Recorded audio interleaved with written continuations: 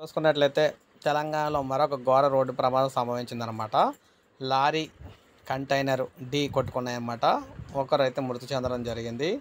ఇది మనకి తెలంగాణ రాష్ట్రంలోని పెద్దపల్లి జిల్లా సుల్తానాబాద్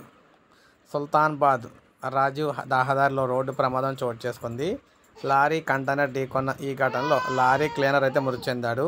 ఇద్దరు క్లీనరు క్యాబిన్లో చిక్కుకున్నారన్నమాట. వారిని బయటకు తీసుకొచ్చేందుకు స్థానికులు అయితే ప్రయత్నిస్తూ ఉన్నారు. పోలీసులు సంఘటనా స్థలాన్ని పరిశీలించారు. కేసు నమోదు చేసి దర్యాప్తు చేస్తూ ఉన్నారన్నమాట. ఈ విధంగా పెను ప్రమాదం అయితే సంభవించింది. మొత్తంగా లారీ, కంటైనర్ రెండు కూడా ఢీకొట్టుకోవడంతో క్యాబిన్లో అయితే ఇరుక్కుపోవడం అయితే జరిగింది. సో మొత్తం మీద అయితే ప్రయత్నిస్తూ ఉన్నారు స్థానికులు తీయడానికి.